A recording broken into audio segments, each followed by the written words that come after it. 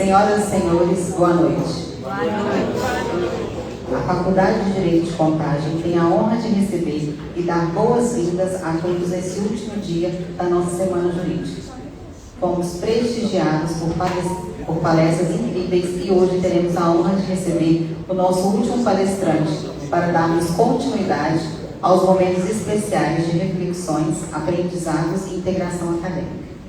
Hoje completaremos o nosso circuito do terceiro dia de evento, que reunimos professores, estudantes e convidados para debater os temas mais atuais e relevantes do mundo jurídico. Como foi informado nos outros dias, este é um evento em parceria com a Comissão do Estagiário e Assuntos Estudantis da OAB, Subseção de Contagem. Antes de darmos início à programação de hoje, solicitamos a gentileza de que todos mantenham seus celulares no modo silencioso ou modo avião, para que possamos ter o melhor aproveitamento das atividades dessa noite.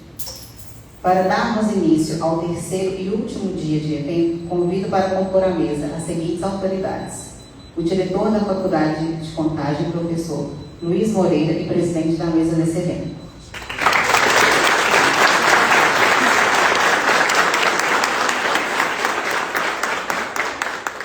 O palestrante da noite, que foi governador do estado do Ceará, prefeito de Fortaleza, ministro da Fazenda e ministro da Integração Nacional, Ciro Gomes.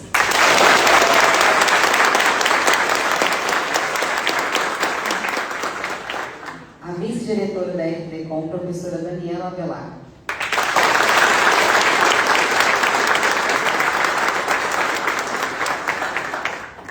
O ex-governador de Minas Gerais, Eduardo Azevedo.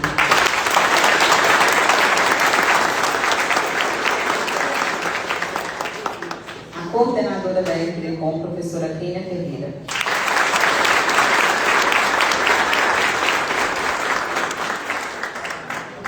Senhora Gisela Bezerra.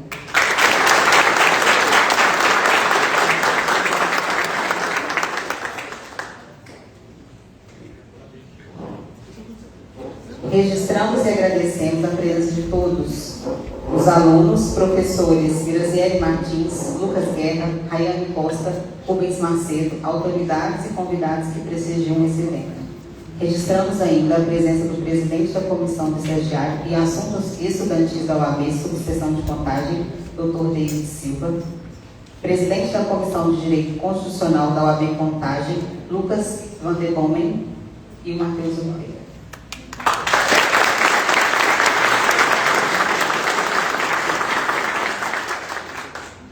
Convidamos a todos para, em posição de respeito, ouvirmos e entoarmos o hino nacional brasileiro.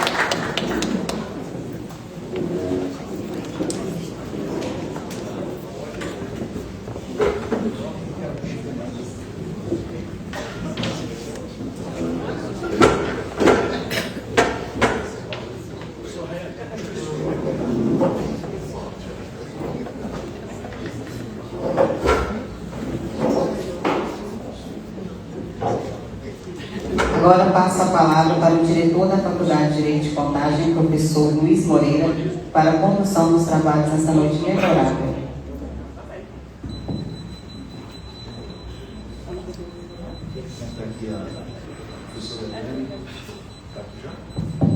Quero cumprimentar a professora Adriane, professor Grato. Quero cumprimentar os professores aqui presentes no nome da professora Adriane, que é a nossa decana. Esta noite é uma noite muito especial para nós, porque nós temos entre nós, talvez o brasileiro mais especial dessa geração.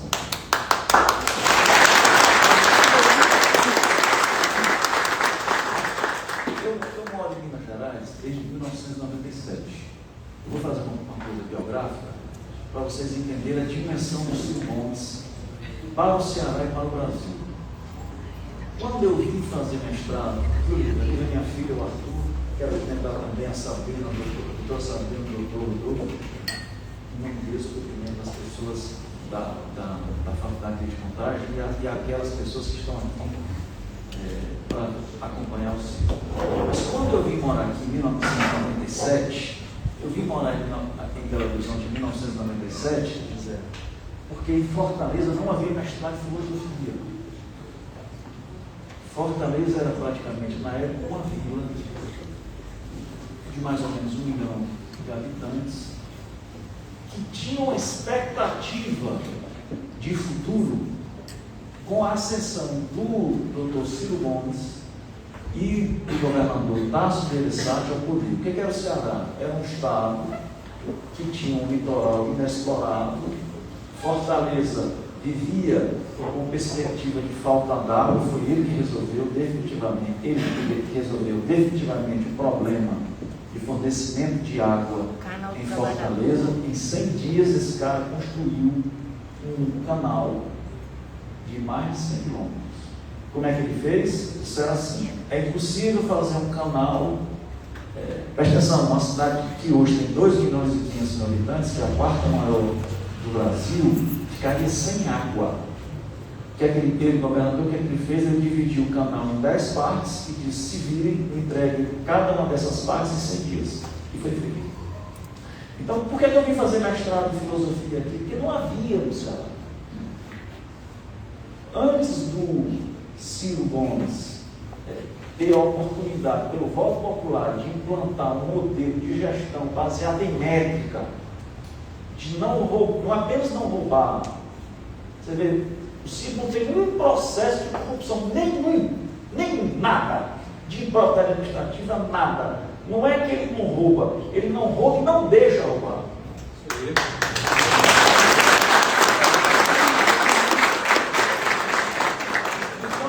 Então, quando eu vim fazer o mestrado em Belo Horizonte, com muita honra, eu vim fazer mestrado em filosofia no FMG, não havia no Ceará. Por quê? O Tasso ganha a eleição de governador do Ceará, o Ciro tinha 26 anos de idade, 27 anos de idade, se elege deputado estadual e é feito líder do governo. Nessa época, o governador Azevedo, o pagamento do funcionalismo público estava em 9 meses atrasado. 9 meses atrasado. Tinha um negócio chamado Gonzaguete, que era uma espécie de carimbo que o cara andava, chegava na secretaria de Fazenda e dizia assim: vale R$1.000. Chego na farmácia ou na mercearia, entregue e recebo, sei lá, 15 reais de mercadoria. Era assim. O Ceará hoje, Fortaleza é a cidade mais desenvolvida do Nordeste, com o maior PIB. O Ceará tem os maiores índices de educação. Isso não é pouca coisa, certo? Tudo isso se deve à capacidade política, primeiro, de mobilizar, que ele tem. Segundo, de projetar o futuro, que ele também tem. Terceiro, de estabelecer. Isso aqui, governador brasileiro, é um negócio impressionante. Se você olhar a sucessão de governantes no Ceará que ele projetou, é algo inacreditável.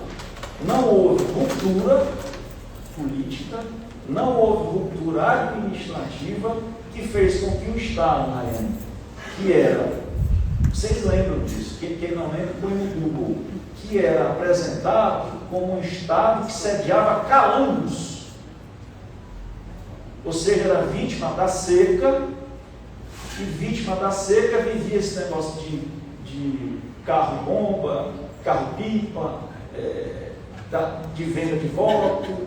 Vocês têm uma ideia, o projeto de educação do Ceará é tão bem elaborado,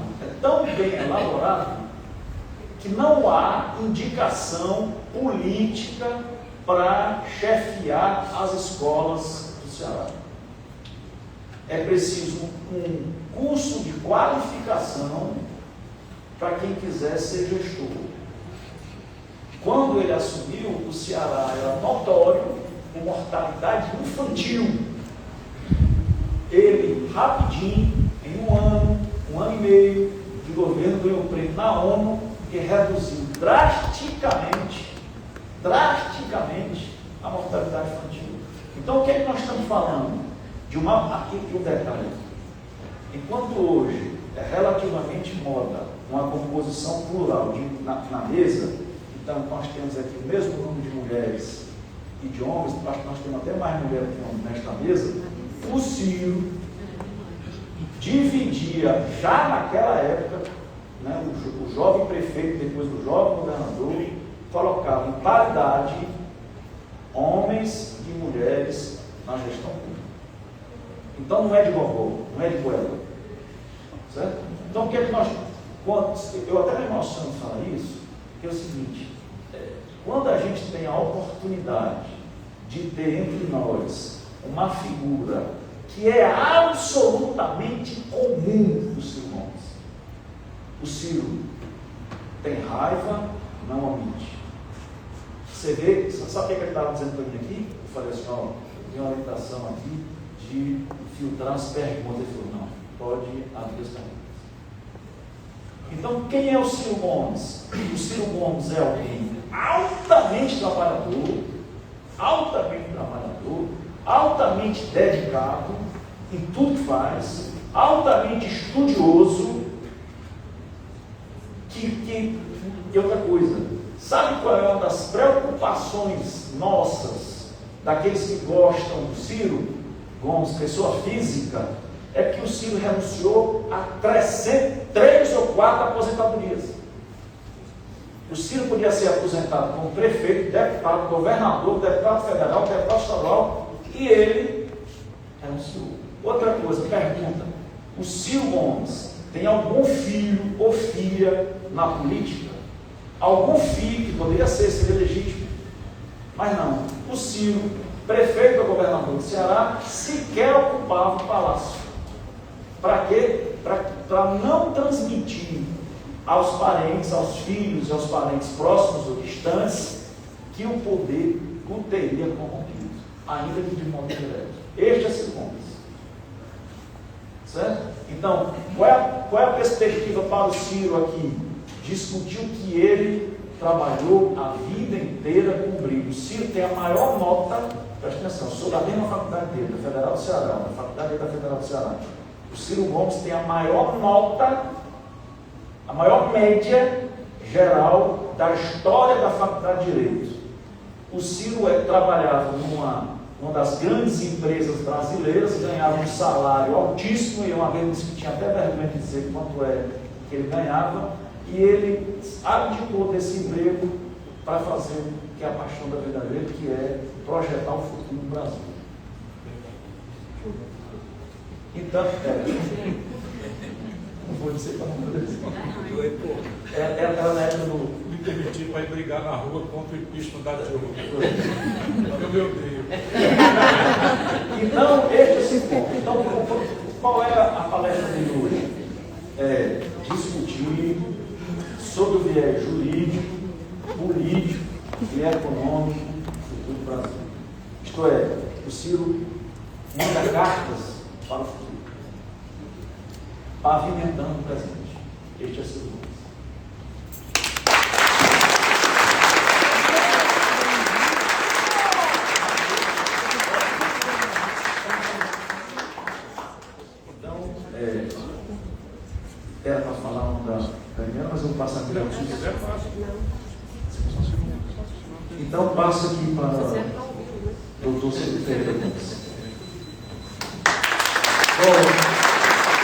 tentar me desvencilhar aqui do meu rosto avermelhado, pelo carinho, pela generosidade do professor Luiz Moreira, me lembrando de uma provinha muito rápida, como nós mineiros e cearenses somos muito amantes do interior, dessa coisa capial, do nosso jeito matuto de ser. A provinha era de um poeta cearense popular contra um poeta popular piauiense. Sabe que o cearense só se sente rico e poderoso quando olha para o Piauí. Essa coisa toda aqui, a gente só se sente assim muito forte quando olha para o Piauí, com muito carinho e respeito. Então dizia o poeta piauiense: eu sou Tiranaboia, besouro do Piauí, aonde eu prego o meu ferrão eu vejo o cabra cair. Aí diz o poeta cearense: não é lá Tiranaboia, besouro do Piauí, tu é o rola-bosta, besouro mesmo daqui. Quer dizer, eu só sou o rola-bosta, besouro mesmo daqui. O que não me faz é não deixar de agradecer a oportunidade, primeiro, antes de tudo, de voltar às Minas Gerais, onde bate o coração do Brasil, a oportunidade de falar aos meus colegas profissionais do direito, ao professor Luiz Moreira. E as suas palavras são muito gentis, exageradas pelo caráter absolutamente fraterno e cordial com que eu cultivo uma admiração e um carinho muito grande por ele. Eu lhe agradeço muito essas palavras que tocam muito fundo do meu coração, sem esquecer que eu sou só o rola-bosta, besouro dentro daqui. Bom, cumprimentar a distinta mesa na pessoa desse meu velho e querido amigo, um homem que em Minas Gerais deve ter orgulho dele, que é o amigo Eduardo Azevedo, nosso governador. Aí, como dizia o orador naqueles comícios que tem 150 oradores, tem mais autoridades civis, militares e eclesiásticas. Eu venho lhes falar sobre a minha paixão não correspondida, o Brasil. E gostaria de começar provocando, não é? Porque acho, francamente, que nós precisamos fazer com que o povo brasileiro abandone todas as verdades que hoje parecem bem postas e muito bem defendidas, nem que seja para voltar a elas, mas nós precisamos colocá-las em perspectiva crítica, porque do jeito que está, não vai dar certo. Eu não sou nem pessimista, nem otimista. Aliás, se alguma coisa que eu não sou é pessimista. Eu tentei ser presidente do Brasil 4 vezes. Vocês querem ter alguém mais otimista do que o cara que tenta resolver esse abacaxi 4 vezes? Né? Então, mas eu acho que nós precisamos, principalmente em ambiente acadêmico, nós precisamos conversar sobre o que está acontecendo com o Brasil. O Brasil, hoje, 5 pessoas, os dedos de uma mão, 5 pessoas, hoje, 25 anos de PT e 40 de democracia. Hoje, 25 anos de PT e 40 de democracia, o Brasil tem 5 pessoas acumulando a renda dos 100 milhões de brasileiros mais pobres. Não há nada parecido com isso no mundo. 5 pessoas, os dedos de uma mão, acumulam a renda dos 100 milhões de brasileiros mais pobres do nosso país. O Brasil, há quase 30 anos, cresce em média 2 e fração, 2,3% ao ano, que é o que vai acontecer esse ano, 2025, já por projeção estatística do passado e já com uma deformação estatística que nós precisamos entender. É que no primeiro trimestre a agropecuária do Brasil, que é a hora da safra, cresceu 12%. Então a média do PIB é crescer 12% a agropecuária, você tem os serviços crescendo um pouquinho, e o fato é que isso é tudo para o retrovisor. Hoje o Brasil está decrescendo. De novo.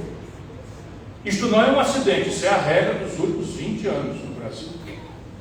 Então repare, por que eu começo com esses números no Brasil? Porque, vou lhe chamar, historicamente, é uma perspectiva. Em 1985, quando nós retomamos a democracia, o PIB chinês era igual ao do Brasil. A China tinha 800 milhões de habitantes e um PIB igual ao do Brasil, que tinha 130 milhões de habitantes. Portanto, nós éramos, proporcionalmente, mais ricos do que a China ontem, 1985. Hoje, o PIB da China se aproxima de ser 20 vezes maior do que o PIB brasileiro. 20 vezes maior do que o PIB brasileiro. O Brasil tinha em 1985, uma renda per capita, que é a divisão da riqueza global, embora seja uma estatística muito perversa por causa da concentração de renda no Brasil. Mas vamos tomar para refletir, para compararmos. O Brasil tinha, em 1985, uma renda per capita de $1.200. A renda per capita da China era de $200. Hoje o Brasil tem uma renda per capita de $11 mil e a China tem uma renda per capita de $14 mil. Vamos à Coreia do Sul, porque a China é comunista, tem uma institucionalidade exótica, nunca propus que a gente imitasse a institucionalidade chinesa, que é a propósito intransplantável, embora o marco de economia política seja exuberantemente aquilo que importa para a gente aprender, mas sem digressões ideológicas neste país de tantos ódios e paixões ideológicas superficiais e epidêmicas. Vamos para a Coreia do Sul, onde a institucionalidade é ocidentalizada, onde o capitalismo ocidental é a prática, são as instituições. Pois bem, a coisa agora piora. Em 1985, a renda per capita brasileira era de $1.200 e a da Coreia do Sul era de $800. Hoje a renda da Coreia do Sul são $36 mil, a do Brasil $11 mil. Espera um pouco, esse é o mundo de riscos e oportunidades onde a Coreia do Sul, a China e o Brasil estamos. Será que não é razoável que nós paremos para discutir o que está acontecendo? Há algum defeito genético na nacionalidade brasileira? É de se perguntar. Então tem gente, não faltam preconceitos no Brasil, cada vez os mais arrogantes, de dizer que o povo brasileiro é um povo preguiçoso, que é um povo burro, que é um povo que não é de nada. Tem desses que pensam isso. São imbecis. Por quê? Porque a história do Brasil é outra. Entre 1930, governava Minas Gerais Antônio Carlos de Andrada, e 1979, este país, o Brasil, nosso amado país, foi o país que mais cresceu na história do capitalismo global. Ouviram bem? E olha que era o Brasil dos anos 30, 40, 50, 60 e até o fim dos anos 70. Era um país que não sabia que tinha petróleo em abundância para suportar seu consumo e ainda tem excedentes exportados. Era um país que não conhecia a província mineral mais extraordinária e ainda por calcular. Porque o Brasil não conhece a sua estrutura de riquezas das terras raras. O nióbio é um monopólio praticamente mundial do Brasil, entrega a uma família privada aqui em Minas Gerais. Uma árvore plantada por mim lá, tem uns picantes lá atrás. Ela está bem autona lá, a árvore e tal. Mas eu estou muito zangado com a política mineral brasileira. Aliás, mineiros, os direitos minerários da Codeminas, da Codemig, os direitos minerários são calculadamente algo ao redor de R$1 trilhão. Não deixem desfazerem esse patrimônio de vocês, e não se trata de ideologia porca, epidérmica, superficial, de liberalismo, de goela, que não sabe do que está tratando. O mundo exige que a gente pense com a cabeça e não com os pés, como está acontecendo pelos donos do poder no Brasil hoje e nesses anos todos. Pois bem, o Brasil, entre 1930 e 1980, foi o país que é mencionado nos compêndios de economia do mundo que sediou o chamado milagre econômico. Por que milagre econômico? Nós passamos meio século crescendo acima de 6,5%, 7%. Nós estamos crescendo a 2,3% há 20 anos. Nós crescemos a 7%. Chegamos a crescer 15% no único ano. Nenhuma nação do planeta, nem a portentosa China, nos tomou ainda esse recorde, embora do jeito que vai tomar. Porque nós perdemos o pulso, perdemos a vocação. Então, por que, perguntemos agora, para encaminhar o futuro, por que esse país crescia tão expressivamente e de repente perdeu a vocação para crescer? Ou paremos aqui e abramos um parênteses. Tem gente como essa Greta Thunberg, que vocês conhecem, que é uma ecologista radical sueca, que defende uma corrente na Europa, nos países nórdicos, de que a humanidade tem que parar de crescer. Se eu fosse sueco, provavelmente eu estaria filiado lá, embora eu não goste de ser paroquial, nem mesmo na imaginária opção de ser sueco. Mas nós, brasileiros, não temos essa chance. Por quê? Porque nós temos um por fazer que só é praticável se a gente crescer. Nós temos um por fazer dramaticamente desejado pela população, difusamente, de forma despolitizada, mas quando se pergunta à população brasileira, ela deseja que o Brasil supere a concentração de renda, a pobreza de massa e as suas sequelas na moradia subnormal, para não falar nos casebres pendurados, né, nos morros de Minas Gerais, de Fortaleza, do Rio de Janeiro, em que todo ano morre gente por conta disso. A doença, as epidemias. O Brasil tem 600 mil casos de malária por ano. 600 mil casos de malária por ano. É possível falar em produtividade? Não é possível falar em produtividade na Amazônia, onde vivem 40 milhões de pessoas, se 600 mil dos nossos contraem malária. E nós não fomos capazes, em pleno século XXI, de desenvolver uma vacina para a malária. Por que? Porque não estamos dedicados a isso. O Brasil, se dedicar, faz qualquer proeza. Mas vamos voltar aqui.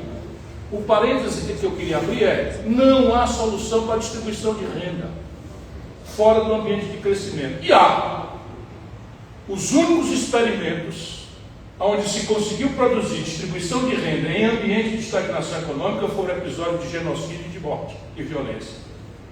A Revolução Cultural Chinesa talvez seja o exemplo mais trágico, mais doído, mas já em 17, 18, na velha União Soviética, na iniciante da União Soviética, também ali se promoveu um mando militar com genocídios de milhões de pessoas sob o stalinismo.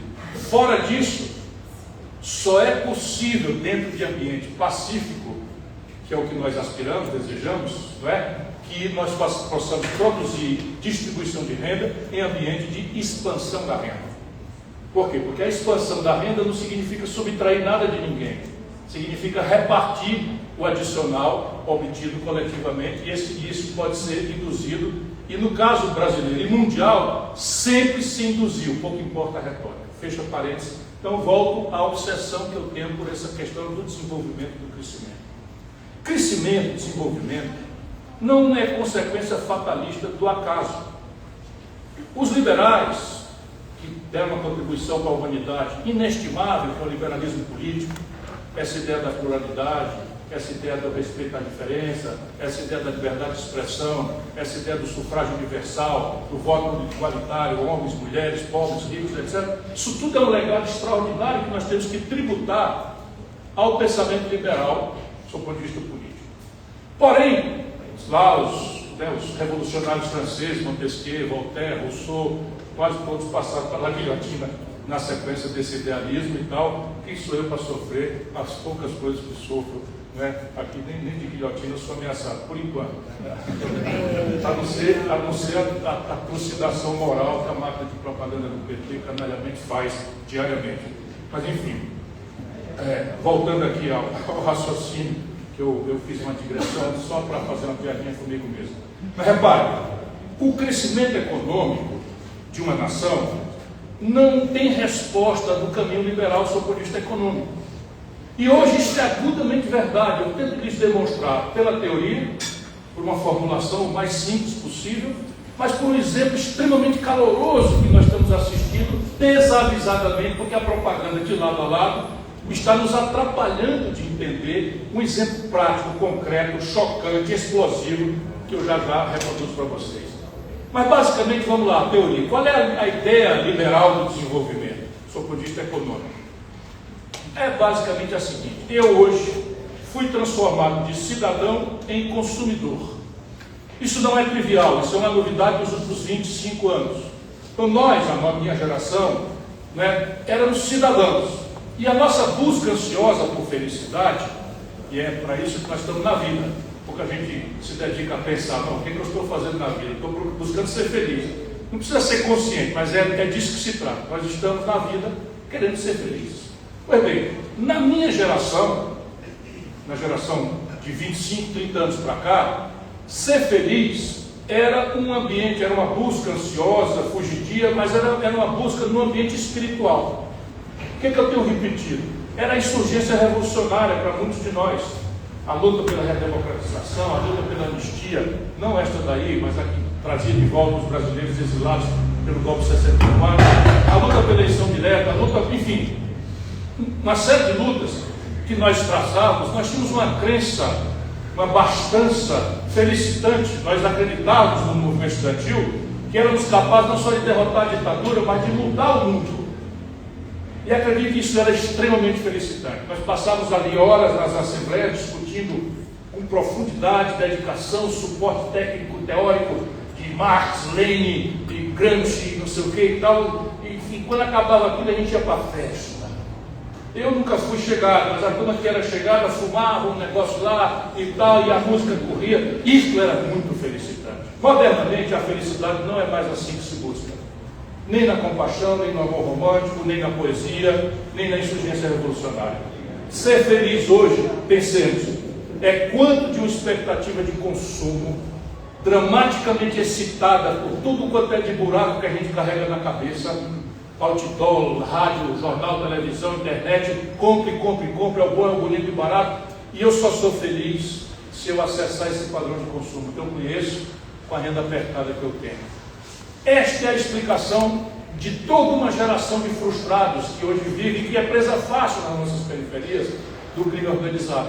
Não pense que o povo brasileiro, especialmente a juventude pobre, é vocacionada para a marginalidade, para a violência, porque tem algum problema espiritual mal resolvido. Tomou-se a massa da juventude brasileira, da periferia, de uma malignidade cruel. Não é. Claro que eu não estou justificando que ninguém faça nada, mas eu quero entender por que tantos se entregam a isso. E a explicação que eu proponho como hipótese é isso. É uma expectativa de consumo. O celular, o tablet, o tênis, a camiseta, o calção, a camisa, não sei o que, enfim, e não tem renda para isso. Isto é o que nos transformou de cidadão em consumidores. Aqui está o terreno fértil onde a pregação liberal, neoliberal, encontra terreno fácil, inclusive no seio da esquerda. Inclusive, que é o mais grave do momento de desorientação que nós estamos vendo, no seio de uma esquerda pouco reflexiva, pouco lida e pouco crítica. Por quê? Porque todos nós somos bombardeados por essa expectativa de consumo, e mais politizados que sejamos, todos temos desejos que se afirmam no consumo e na contradição da renda que temos. Resultado prático disso é que nós somos presa de uma determinação, qual seja, estamos na vida atrás do bom, bonito e barato. Dado o constrangimento da renda, o que nós procuramos involuntariamente é o bom, bonito e barato. Só que o bom, bonito e barato, e aqui começa a necessidade dramática de uma reflexão. O bom, bonito e barato não está disponível globalmente de forma igual. Por quê? Porque as condições de produzir o bom, bonito e barato, seja serviço ou produtos, globalmente é de forma muito com inequidade profunda a distribuição delas. Por exemplo, para sermos bastante práticos, a taxa de juros. Nenhum de nós considera popular esse assunto. Por quê? Porque não se diz para nós diariamente na televisão, no rádio, no jornal, na internet, o que diabo é essa perversão da taxa de juros. Só que queiramos ou não, ela está nos balizando em tudo. Primeiro, por esta razão, a condição do financiamento de uma economia é condição sine qua non desse bom, bonito e barato. E a taxa de juros, globalmente considerada, não é igual. Então, repare, quando o empreendedor jovem, que tem uma boa ideia, em Contagem, de empreender, não tem capital, precisa de um dinheiro, ele vai ao banco, e se for um banco de primeira linha, público, Banco do Brasil, Caixa Econômica Federal, ele pede esse dinheiro emprestado a 40% de juros ao ano. Se esse mesmo garoto fosse empreender em Osaka, no Japão, ele toma a 1% de juro ao ano. É básico. Só que aqui isso é a queda, tem o coice. Qual é o coice? Nenhum negócio concorrencial, seja de produção de bens ou serviços, nenhum negócio submetido à concorrência remunera mais do que 6%. Ou seja, se eu abrir uma padaria, uma indústria, um comércio, uma roça, O meu lucro, se eu estiver em concorrência, não for um oligopólio, é no máximo 6, 7%. Como é que eu posso tomar dinheiro emprestado a 40%? Ganhar 6%. Dá para entender, não dá? Mas isso é crítico. Sabe qual é a consequência prática? Neste momento, os auditores que me distinguem com a sua atenção ficam constrangidos e balançam a cabeça quase na proporção de 100%. 78 milhões de brasileiros estão com o nome sujo no SPC. Eita, ó, passou na cabeça. E ainda se sente a pior das pessoas. Essa é a perversão. E ainda se sente a pior das pessoas. Acha que deu passo maior do que a perna. Acha que consumiu o que não podia consumir. Não é verdade. Se isso fosse 10%, 5%, ok. 5%, 10% tem o olho maior do que a barriga, tem maus hábitos financeiros, é caloteiro e tal. Mas todo mundo! 78% é todo mundo! É uma inerência do Brasil ter a maior taxa de juros do planeta há 25 anos. Faz 25 anos.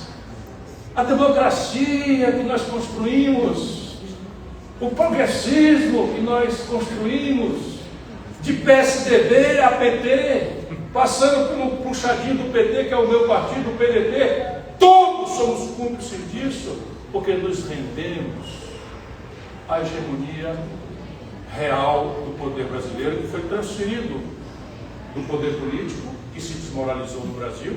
Quando você vê o que está acontecendo, então, você nem duvida, dá vontade de chorar, né? Para a mão da banqueirada. São 10 mil famílias. Porque essa montanha de juros, sabe quanto é que custa? Quem paga isso? Contribuinte. Essa é o coisa. A queda é que o seu negócio é inviável. A sequência disso é que você cai na humilhação do SPC e do Serasa. Mas o coice para o futuro é que nós estamos tirando do cofre da nação 1 trilhão com T de tapioca e 100 bilhões de reais de juros. 100 por ano. Como a gente não tem esta montanha de dinheiro, esta montanha de dinheiro vai para o principal da dívida. Significa dizer que nós, essa geração, estamos condenando nossos filhos e netos. Nem é filho e neto, não, é irmão mais novo, porque isso é já, 26, 27, todo mundo vai ver o que ninguém quer ver agora, quando ainda dá tempo de corrigir. Lá que nós vamos ver, são crises de insolvência do setor público que são desaba inflação e dólar alto, não compro dólar, não tem nada a ver com dólar alto. Não, amigo bom, você não compra dólar, tem razão, você não tem nenhum problema com dólar, só que o remédio que você toma, 86% vem do estrangeiro, paga em dólar. Se o dólar papoca o preço do remédio. Não, você não toma dólar, tá mais um carro Fiat montado em Minas Gerais, 80% vem do estrangeiro. Porque nós perdemos a política industrial de comércio exterior. Porque todos, praticamente, os bens de capital, que são as máquinas que produzem máquinas para fazer produtos, 100% praticamente vem do estrangeiro. Química fina. Tudo isso vem do estrangeiro. Um paletó como esse, as fibras, vem do estrangeiro. Então, nós se internacionalizamos praticamente. E hoje a moda é falar em patriotismo. A moda é falar em patriotismo quando o Brasil não tem autonomia nem para tomar um Tilenol. Quanto mais um Monjal. Também que eu sou bravo. Vocês conheceram a Gisele de mulher?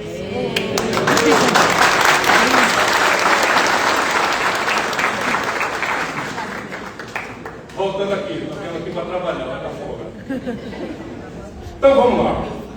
Esta assimetria da condição de financiamento é só a primeira. Porque lembra, nós estamos falando sobre felicidade. E felicidade referida a consumo, nos predispõe ao bom, bonito e barato. E o bom, bonito e barato, tento demonstrar, não é globalmente produzido. É produzido por quem tem as condições de empreender de vanguarda. A primeira é a condição de financiamento. Nós acabamos de ver que o Brasil tem, entre todas as economias do planeta, a pior condição de financiamento há 25 anos. por obra da omissão e da irresponsabilidade da politicagem da esquerda, onde eu milito. Estou falando dos outros, não. Porque a direita, poucas vezes que teve o poder, fez a mesma coisa. Mas não se espera deles que façam muito diferente. Se esperava, teoricamente, de nós que prometemos. E fraudamos e estamos aí navegando na maionese. Mas tem uma segunda característica que nós precisamos acordar para consertar as coisas. Não estou fazendo aqui queixa para o passado. É para achar a pista de resolver o problema da equação do desenvolvimento brasileiro. A segunda é o nível de maturidade tecnológica de um produto ou de um serviço. Estes celulares, todos que a gente usa, são de última geração. O Brasil não sabe fazer. Nós aqui temos 206 milhões de habitantes e 250 milhões de aparelhos celulares ativos. Olha o que eu estou dizendo. Um dos maiores mercados consumidores do planeta Terra tem mais celular do que gente, porque tem 206 milhões, tem menino, tem, né? O meu, por exemplo, só vai ter celular lá, quando fizer 15 anos, se depender de mim. Então, veja bem, e nós não sabemos fazer celular. A química fina, já mostrei aqui para vocês, não sabemos fazer nenhuma delas. Os bens de capital, nenhum deles. Agora vamos para entrar em pânico. Inteligência artificial, novos materiais, semicondutores, nanotecnologia, que são a fronteira do progresso da humanidade, onde se está fazendo uma aposta extremamente perigosa para a humanidade. Para a humanidade, por quê? Porque todas essas tecnologias disruptivas, todas elas estão sendo propriedade de meia dúzia de 10 pessoas físicas no mundo. Até isso está acontecendo de grave. O Brasil nem ouvindo o galo cantar está. Quanto mais saber a outra. Eu ouvi do presidente Luiz Inácio, o Lula da Silva, que o Brasil, aspas, não precisa de inteligência artificial, porque tem o povo mais inteligente do mundo. Fecha aspas.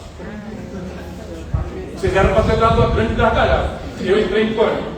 Alguém disse para ele, Lula, isso é um grande disparate, sem inteligência artificial nada vai funcionar modernamente, ou nós prestamos atenção nesse assunto e tal. Aí ele corrigiu isso.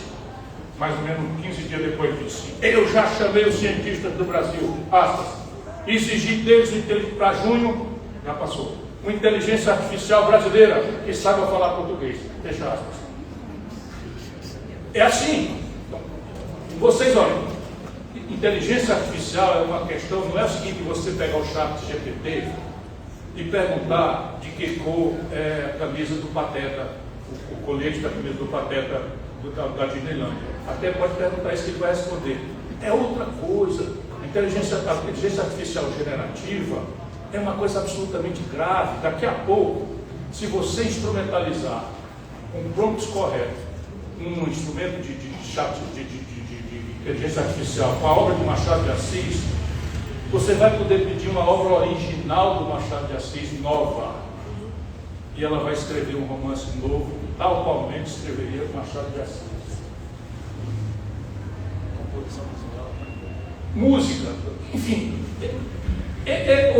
Eu fico chocado com como é que um país como o nosso não presta atenção nisso. Então é uma assimetria, por quê? Porque a tecnologia não é espacialmente de forma global repartida por igual. Hoje, nem sequer dentro dos Estados Unidos, que é uma das locomotivas tecnológicas, nem sequer dentro dos Estados Unidos. Quem vai visitar o Vale do Silício vai encontrar o Google, do outro lado da rua aqui, onde não existe horário, a garotada tem mesa de ping-pong, sinuca, rede,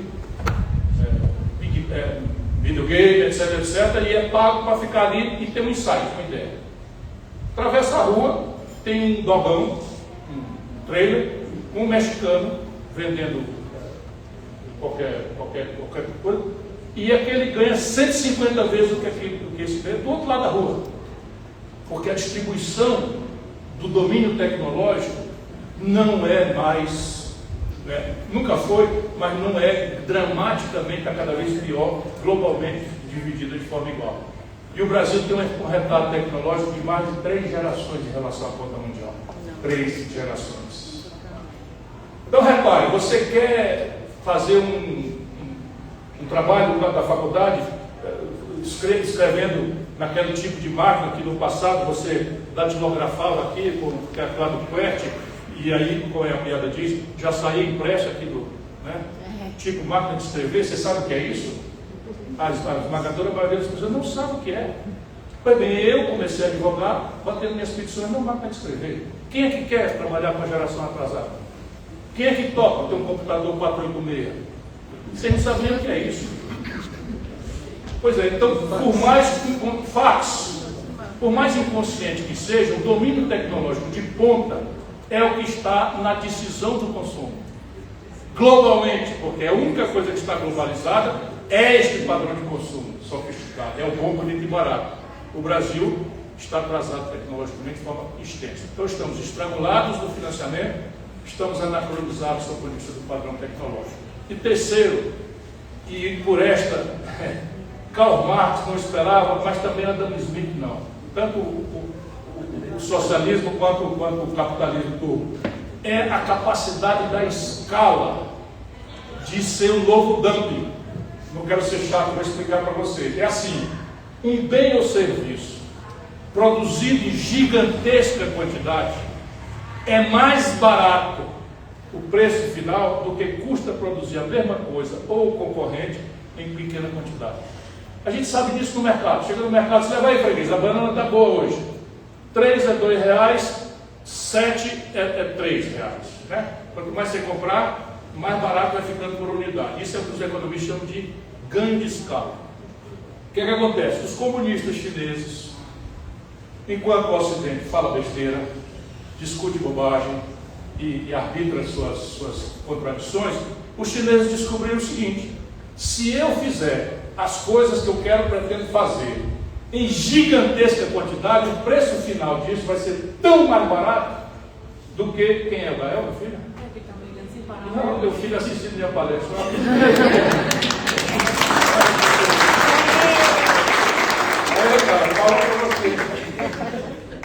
Então, os comunistas descobriram essa coisa. Então, repara que é na prática, para eu chegar no exemplo prático que eu prometi a vocês e já está na hora de fazer.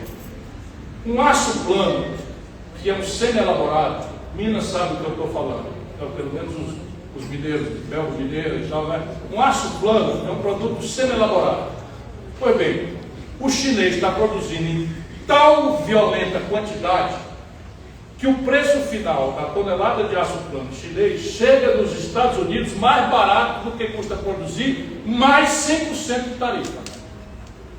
Olha que absurdo. Então os americanos agora, o Trump, é isso que eu ia mostrar para vocês, para a gente entender o que é que dirige a humanidade enquanto a gente aqui vive dessas manipulações demagógicas e de ideologia de quinta categoria sem nenhuma sustentação. Pois bem, a China descobriu isso. Então lá em Xangai tem uma planta de jeans que produz 1 bilhão de calças. Quanto é que custa o pano para produzir 1 bilhão de calças? É a mesma coisa de produzir 10 calças de uma costureira na Venda Nova, em Belo Horizonte? Não é, muito mais barato, ganho de escala na compra. Então compra tanto pano que o pano é mais barato. Então por que os supermercados gigantescos, esses mega supermercados que estão surgindo no Brasil, por que eles vendem mais barato? Escala. Então o cara do Carrefour compra globalmente da Nestlé tanta lata de leite ninho que a Nestlé vende para ele mais barato. E ele pode vender por 1 centavo de lucro, porque ele vende tanto leite ninho no mundo que ele ganha 1 centavo em cada um, ele ganha muito. Já o pequeno bodegueiro, o pequeno merceeiro da periferia não aguenta. Isso está acontecendo em mega escala. A indústria têxtil brasileira está acabando. Minas já foi um lugar muito importante disso. Está acabando.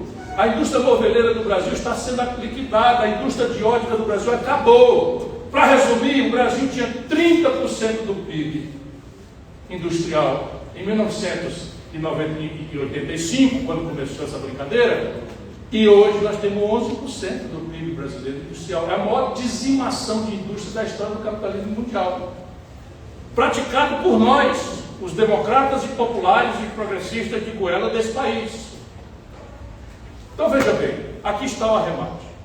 O consumo me predispõe acriticamente para buscar o bom, bonito e barato, e o meu país não tem nem a condição de financiamento, nem a condição de maturidade tecnológica, nem a escala, porque 7 de cada 10 empregos no Brasil vem de pequena empresa, por definição não tem escala, para fornecer esse bom, bonito e barato. Resultado, quando eu segrego as contas do país com o estrangeiro, e infelizmente a política devia ser só isso, a gente devia discutir era isso. O que a gente faz com o dinheiro? Onde é que vem o dinheiro? Como é que vai alocar? Se vai botar aqui, se vai botar lá? Eu nem falei em educação, vou falar já, ainda aqui de passagem. Estou falando do coração da economia. Então, repare, no caso nosso aqui, você tem esse problema da assimetria competitiva, e o resultado prático disso é que quando eu separo a conta industrial do país, entre o Brasil industrializado, que eu vendo para o estrangeiro, e o Brasil que importa do estrangeiro produtos industrializados, eu tenho um rombo de 150 bilhões de dólares por ano. Por que eu não quebro? Porque o agronegócio e a mineração, que a gente não precisa aprender na Coreia, aprende aqui, estão pagando a conta, tem um superávit maior do que 150 bilhões. Por que eles estão diferentes no mesmo país? Sabe o juro que a indústria paga? O governo brasileiro subsidia o juro do agronegócio. Então eles têm um juro equivalente ao juro estrangeiro. Sabe a carga tributária que todo o comércio, a indústria brasileira paga, que está botando a língua de fora, que é o setor comércio? O agronegócio não paga. Não paga nada. Imposto. Nem na produção dos insumos, nem na exportação. Então essa é a razão. Sabe a tecnologia que nós estamos perdendo feio para o mundo? Aqui um negócio chamado Embrapa, que o governo pagou para existir, desenvolveu, por exemplo, a possibilidade de produção de soja no Cerrado, que é no deserto. Nós somos ponta tecnológica em matéria de produção agro-pastoril. O desenvolvimento, nós estamos produzindo gado Wagyu, esse gado japonês, Wagyu, aqui no Brasil. Nesta área, nós precisamos aprender com nós mesmos. Percebe? Não precisa aprender com os coreanos. A Coreia é aqui quando se trata de agronegócio. O problema qual é? É que não existe nenhum país desenvolvido no mundo sem indústria. Não existe nenhum país do mundo desenvolvido baseado em produção primária de subsistência ou em produção de baixo valor agregado ou valor agregado nenhum. Não existe isso. Por quê? Porque esses produtos dependem de ciclos muito voláteis, mas certos que vão acontecer, de especulação internacional. Então, Chicago, tal, China está comprando, petróleo sobe, soja sobe, milho sobe, o Brasil fecha a conta. Aí deu uma paz no mundo, a Rússia acabou a guerra da Ucrânia, não sei o que e tal, petróleo cai, soja cai, milho cai, o Brasil quebra. Lembra 99, Fernando Henrique, no primeiro ano? Foi exatamente isso que aconteceu. Lembra Dilma Rousseff, então, o veto de impeachment, foi isso que aconteceu. Vai acontecer de novo. Fala, dado A mais D mais C, qual é a próxima consequência? D. Repete, A, B, C, é D. E a gente quer evitar, nós já temos um exemplo no filme. E está vindo a cavalo, só que cada letra dessa que passa, do A para o B, os problemas estruturais vão se agravando. Quer ver? Olha aqui. O Brasil está gastando com BETs, que foram legalizadas por um governo do PT, legalizaram sem nenhum pedido de ninguém. Quando alguém fizer uma coisa dessa, desconfie que algum, porque lá no Ceará a gente aprendeu pequenininho que se você encontrar um tatu em cima de um toco, é porque alguém botou. Por quê? Porque tatu não sobe toco. Então assim, onde é que surgiu essa lei que regularizou, legalizou as BETs? Houve uma passeata na rua? Alguém pediu isso? Não. Foi o lobby, foi a corrupção. Conseguiu. O Brasil está gastando com BETs mais do que com a educação. É isso que eu estou dizendo para você, mais do que a educação. Hoje no Brasil, porque as compensações sociais, as indenizações sociais compensatórias, que é uma contrafação neoliberal, está lá escrito no consenso de Washington, faz com que hoje no Brasil, deixa eu dizer para vocês, 94 milhões de brasileiros estejam na lista dos dependentes dos programas de transferência de renda. 94 milhões de pessoas. E o IBGE considera essa gente empregada. 39% dos brasileiros ocupados estão na informalidade. Com uma característica básica: nenhum vai ter acesso à Previdência Social e à aposentadoria. Nós estamos mandando para o futuro próximo 70, 80 milhões de pessoas sem nenhuma cobertura previdenciária. E o modelo previdenciário em vigor hoje não se sustenta, porque nós temos já 1,4 trabalhadores ocupados formalmente, com carteira assinada, que é a fonte central de financiamento da Previdência, para financiar um aposentado com expectativa de vida de 76 anos. E ainda roubando o dinheiro dos aposentados, não falta mais nada. E assim, enquanto o povo do Nepal, tomara que o ministro não me prenda, você não pode elogiar, eu estou morrendo de inveja da juventude do Nepal, muita inveja, né, de cair de pau e ir para cima. Eu não gosto de violência não, mas ficar letárgico, apatetado, diante de tanto desastre, tanto desmantelo que o país está vivenciando, não é coisa de uma nação que esteja sadia civicamente. Arrematando, nós estamos gastando hoje 200 para a educação e estamos gastando 1 trilhão e 700 bilhões com Seguridade Social e políticas sociais compensatórias. Ou a gente inverte essa lógica de qualificar o investimento para qualificar a educação, para qualificar a tecnologia, para ganhar escala na distribuição de renda. Nós temos o pior salário mínimo das Américas, só perdendo para a Venezuela. Só perdendo para a Venezuela. O salário mínimo hoje equivale a 8 dólares a menos do que equivalia em 2015. Ouviram bem? O salário mínimo do Brasil hoje é 8 dólares a menos, equivalência dólar a tempo real de lá e de cá, do que nós tínhamos em 2015. Então assim, ou a gente, e a escala numa economia capitalista moderna se dá pelo consumo de massa. E o consumo de massa, não é macarrão, o consumo de grandes populações se dá pela renda. E a nossa renda está colapsada por esse salário exíguo e pelo crédito que está colapsado pelos 78 milhões de pessoas no SPC. Sabe quantas empresas estão no Serasa, governador? 8 milhões. 8 milhões de empresas brasileiras. Vocês imaginam o trabalho que dá para edificar uma empresa, para construir uma empresa, para registrar uma empresa, para sediar uma empresa, para contratar gente, para lidar com o fiscal. 8 milhões estão na de quebrar. Isto é o que está como problema. Eu hoje estou muito preocupado com a solução.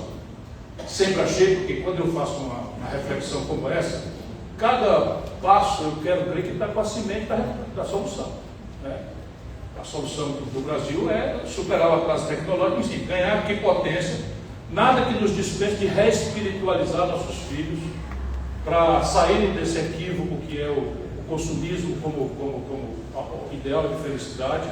Começamos a ensinar que o ato de consumo não pode ser só uma pergunta de quanto custa, tem que ser 3 perguntas pelo menos.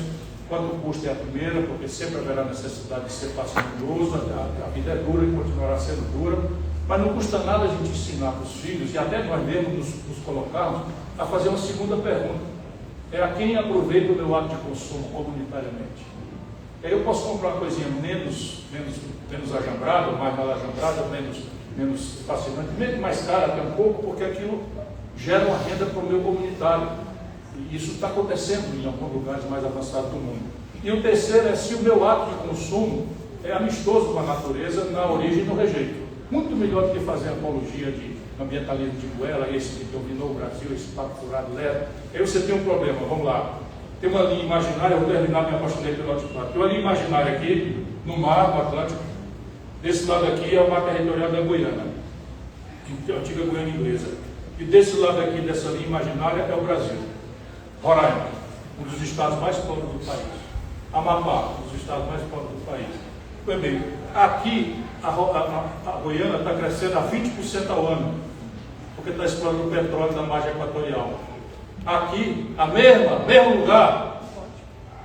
lugar, por pura vassalagem aos interesses estrangeiros, enquanto nosso presidente faz discurso do patriotado, nós não podemos explorar o petróleo, que está enriquecendo o outro lado. Eu fui lá visitar, eu não gosto de falar sobre isso. 600 quilômetros, ainda mentem dizendo que é na foz do Amazonas, ficar 600 quilômetros. Se vocês forem ver as exigências do Ministério do Meio Ambiente, da dona Marina, que quase não deixa eu fazer o projeto de São Francisco, que me ameaçaram me demitir 4 vezes, está aí o projeto pronto. Se alguém está sentindo falta da água aqui em Minas Gerais, foi estudado, tudo direito, tudo correto, tudo. Mas aqui no Brasil esses líderes que nós temos, vive tudo dessa picaretagem ideológica para bajular estrangeiro e o onguismo que dominou o poder do Brasil. Enfim, terminando aqui então, se nós entendemos que democracia não é um regime de concessão em que o poderoso do dia vai nos conceder progresso, vai nos conceder justiça, a gente pode mudar essas coisas. Senão, a pedagogia do caos vai nos ensinar. Obrigado pela sua atenção.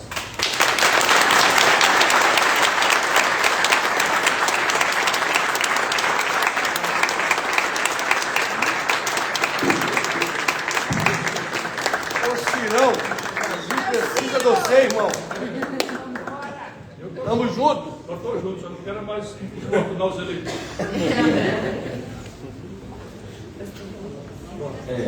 Aí então é o seguinte, havia uma sugestão minha que foi revogada, que era para fazer perguntas por isso.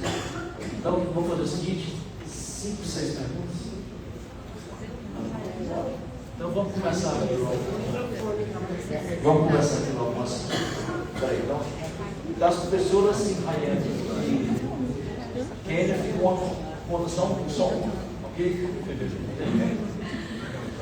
Boa noite a todos, boa noite, doutor Ciro. Eu queria fazer uma pergunta. Disse que o Brasil é muito polarizado. E de fato existem assuntos que são de fato muito polarizados, muitos assuntos relacionados à moral e costumes. Mas eu acredito que alguns assuntos muito importantes para o Brasil não chegam à população brasileira. E se chegassem, provável que não tivéssemos uma polarização. O doutor hoje falou, por exemplo, da nossa política monetária, gastamos 1 trilhão ao ano, o mesmo valor que nós gastamos com a Previdência. Então, esses assuntos não chegam à população brasileira. Então, eu queria saber do doutor, uma das soluções possíveis para o país seria levar essas questões para a população discutir, essas questões que são importantes para o país, mas que não chegam a ser discutidas pelas pessoas. A chave disso, a chave do programa brasileiro é exatamente essa. Por quê? Porque o status quo, o que está posto, é lucidamente protegido pela estrutura dela. Por exemplo, imprensa nacional. Imprensa nacional, eles alegam que são imprensa nacional, são 5 famílias e uma igreja. Assim como eu estou dizendo a vocês, olhando para a comunicação popular, que é a televisão, 5 famílias e uma igreja. E eles jantam juntos, porque todos são plutocratas desse estado de rentista. O passivo brasileiro vai estourar, mas no fluxo está gente muito ganhando dinheiro hoje. Então assim, aí você tem uma tragédia, por exemplo, os artistas, salvo exceções, os artistas têm uma abstração. A abstração qual é? Democracia para eles é essa coisa difusa. Sabe, do presidente ser bem educado, do presidente financiar bem a cultura, o que não é nada errado, não. Eu só falando como é que é. Mas assim, nenhum deles está preocupado com saúde pública, porque todos estão no plano de saúde. Nenhum deles está preocupado com segurança pública, porque estão todos com carro blindado, com segurança, com não sei o que e tal, nos condomínios sofisticados e tal. Nenhum deles está preocupado com a educação pública, os filhos estão todos no estrangeiro, ou estudando em escola bilíngue, em São Paulo, no Rio de Janeiro e tal. Eles ficam numa abstração e são todos da renda fixa. Isso não é trivial. Quem tem uma caderneta de poupança está nisso. Não está consciente.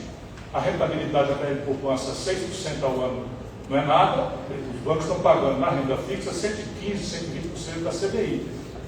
Com CDI de 15% significa 18% ao ano, sem fazer nada, sem dar o direito de serviço para ninguém e tal. Então, a estrutura é conservadora, mas o discurso, esse é o grande contradição, o discurso nós importamos dos Estados Unidos e da Europa. Por quê? Porque é outra palestra, mas assim, é a chave mesmo do negócio. E eu vou propor no fim como é que eu imaginava que a gente pode fazer.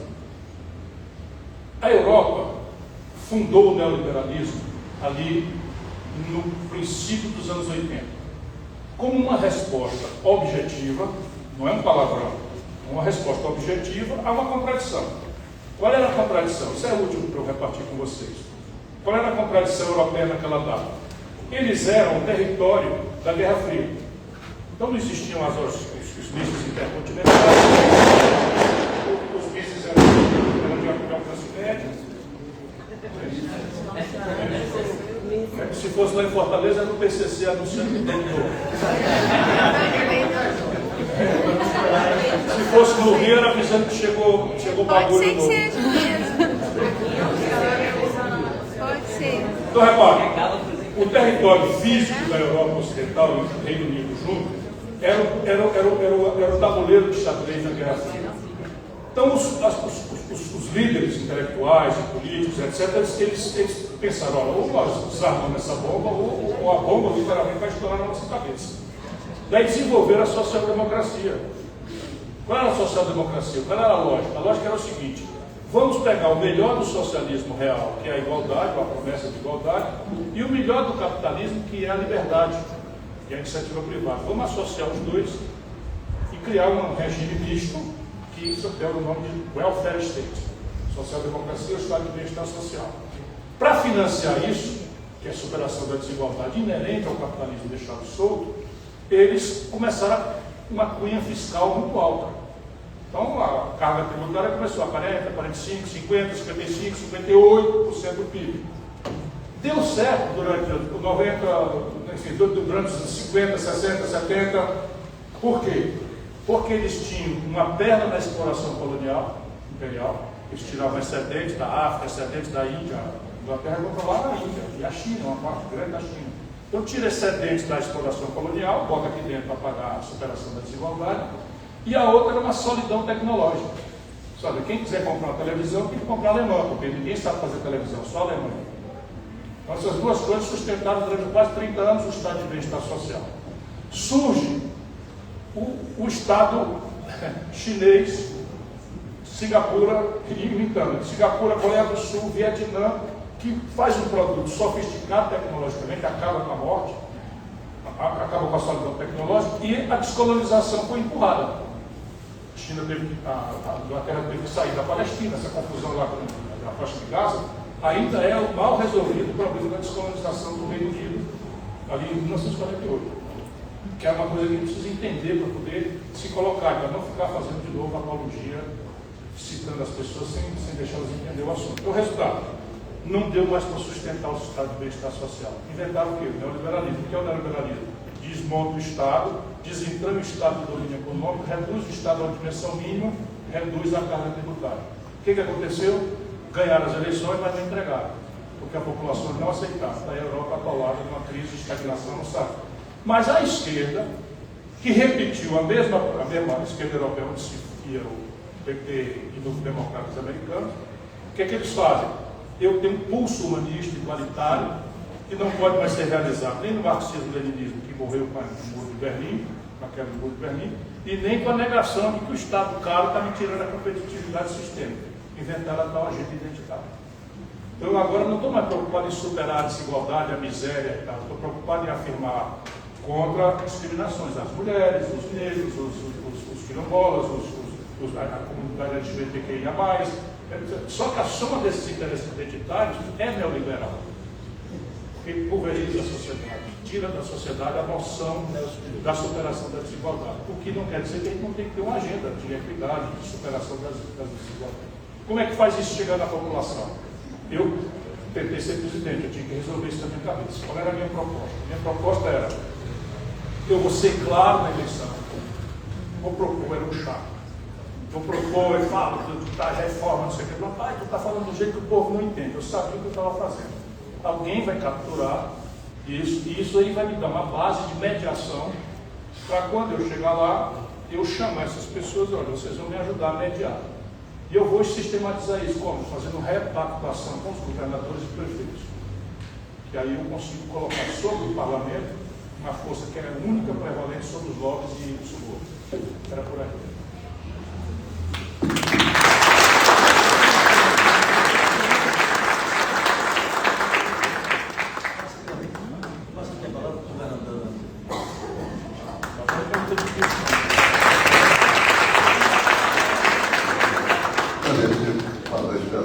Depois dessa aula do Ciro, eu sou suspeito porque eu me mirei muito no exemplo do Ciro, do Ceará, do prefeito, governador, eu lembro que, acho que ele nem lembra, eu entrei no avião e ele estava sentado lá no fim, no último banco. Eu acho que ele estava querendo dormir, e eu estava indo conversar com ele. Aí eu inventei a moda e fui lá sentar com ele para conversar um pouco sobre política. E aí eu comecei realmente a gostar do jeito do Ciro, apesar de que eu sou um pouco diferente dele, eu sou mais catão, assim, mas ele vou contar uma história, ele era ministro da Fazenda, você sabe que o Ciro largou o governo do Ceará para ser ministro da Fazenda num momento muito difícil no Brasil, que o Plano Real estava começando e tivemos um problema realmente com o ministro correto, que é o bem público, mas que deu um problema com a parabólica na época, e aí o Ciro aceitou, largou o governo do Ceará e veio ser ministro. Então ele veio fazer uma palestra aqui na Federação das Indústrias. E ali ele virou e falava, e de repente ele falou um pouquinho, perguntou uma coisa lá, ele virou e falou assim para o empresário: isso é mentira! Quando terminou, o Ciro perguntou para mim: gostou? Eu falei: gostei, mas ninguém se fala mentira! O povo levou susto. Aí ele falou assim: você queria que eu falasse o quê? Eu disse: não é verdade.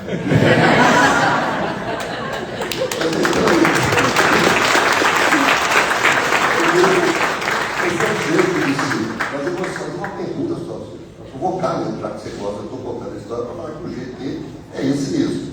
E que a gente vai escutar. Você fala um pouquinho da consequência do Mr. Trump. Muito importante a sua pergunta para a gente entender o que está acontecendo. O que está acontecendo, na minha hipótese, que é o seguinte: eu vivi nos Estados Unidos um período, ligado à Universidade de Harvard, eu fiquei lá um período, depois voltei, já também estive vinculado à Universidade de Yale, e se vocês quiserem entender uma razão pela qual os americanos são a potência que são, eu digo a vocês, num resumo, são vários fatores, mas um resumo, é uma intimidade instantânea dos tomadores de decisão empresariais e políticos com a universidade. É instantâneo. Portanto, você pode ver um líder americano falar besteira, pode ver, enfim, o Trump, infelizmente, fala muita bobagem, faz muita bobagem e tal. Mas o sistema americano, dadas as premissas do problema, é improvável que é. Então, assim, vamos lá. O Trump faz um tarifaço na sequência de ter anunciado que a tarifa brasileira seria 10% apenas. E menciona no anúncio do tarifaço uma solidariedade difusa ao Bolsonaro, que, segundo o Trump, estaria sendo mal julgado ou perseguido pelo Alexandre de Moraes, etc. Eu pensei cá comigo e gravei, inclusive, uma coisa: vocês não vão ser burros assim na casa do Carvalho. Esse 21J que ele foi me encontrar, que era o único lugar que permitia fumar nesse pódio. Eu ia lá atrás, era para fumar. Então, veja bem, vamos ser burros assim, porque o Brasil não aceita. Nenhum de nós tem que aceitar ingerência estrangeira, seja na merda que for aqui dentro. Nossos problemas são nossos, mas que tem que resolver aqui, não aceitar. Não é da tradição brasileira, então por que eles erraram isso? Então quer ajudar o Bolsonaro, na verdade, ajudaram o Lula? Não. O que está acontecendo? Na antivéspera, penso eu, para a gente raciocinar, na antivéspera, você pode conferir esses fatores. O Lula reuniu, dentro do Rio de Janeiro, o BRICS, e sozinho fez um discurso dizendo que tinha que acabar com essa história do dólar ser a única moeda de troca estrangeira. Ora, esta foi a razão. Por quê? Os americanos, e cada dia fica mais grave e complexo, com o que eles chamam internamente de déficit gêmeos. Então eles têm um déficit fiscal de 2 trilhões de dólares por ano entre o que eles arrecadam de imposto e o que eles gastam. O gasto militar exorbitante, 360 bases militares no estrangeiro, etc. E o outro lado do déficit gêmeo é um déficit comercial, 1 trilhão de dólares, entre o que eles vendem para o estrangeiro e o que eles compram do estrangeiro. Então dá 3 trilhões de dólares de déficit por ano. Eles só sustentam isso por um fator político, qual seja, eles pintam um papel de verde, ainda que seja um papel especial, pintam um papel de verde, e a esse papel pintado de verde, por eles e somente por eles, o mundo dá reserva de valor, ou termo de troca internacional. Então o Brasil vai comprar uma picanha do Uruguai, nós temos real, o Uruguai tem um peso, a gente tem que pagar para eles em dólar. O Uruguai compra uma cachaça do norte de Minas, tem que pagar em dólar, porque o dólar é o termo de troca internacional. O que acontece? Qualquer ameaça a esse fenômeno do dólar como reserva de valor desequilibra o financiamento desse déficit gêmeo e seria a maior hiperinflação da história do planeta. O Trump disse que, inclusive, isso seria como perder uma terceira guerra mundial. De maneira que a minha hipótese é que, quando o Lula falou isso, o Trump pegou o pretexto para dar um tiro no elo frágil dos BRICS. O Modi, que é o primeiro-ministro da Índia, foi direto para lá e negociou. O primeiro-ministro das Relações Exteriores do Putin deu uma declaração que a história de tirar o dólar na conversa do Lula, que não tinha sido discutido nada. E o Lula repetiu a história. Então o que faz? Pega o elo fraco do BRICS, que é o Brasil, governado por ignorante, atira para dar uma lição na Rússia, na China e na Índia sem efeito nenhum. E por que o Bolsonaro na história? Porque ele cria metade ou quase metade de solidariedade nacional no Brasil com uma agressão a nós.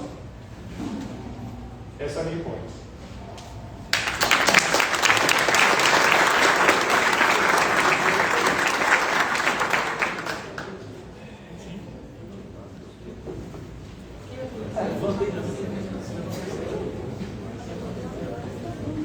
Boa noite, doutor, tudo bem? Meu nome é Júlia. Minha pergunta seria que desde 2015 o Brasil tem sofrido uma polarização muito grande, maior do que seria considerado saudável, e acabou se tornando uma guerra fria. O senhor acha que existe alguma forma de frear essa situação?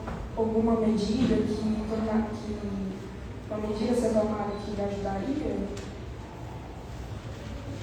Veja, primeiro, o que eu tenho procurado demonstrar é a falsidade dessa polarização. Mas é uma falsidade grave. Por quê? Porque no essencial, que é a modelagem econômica e a modelagem de governança política, que são as essencialidades da política. É a economia, governança econômica. Qual é a economia política do Lula e símbolos? Câmbio flutuante, superávit primário, meta de inflação, autonomia do Banco Central e paridade de preço internacional da Petrobras. Qual é a política do Bolsonaro? Câmbio flutuante, superávit primário, meta de inflação, autonomia do Banco Central e paridade de preço internacional da Petrobras. Rigoroso. Sabe quanto são as renúncias fiscais do Brasil? Eram 600 bilhões de reais com o Bolsonaro, são 800 bilhões de reais com o Lula.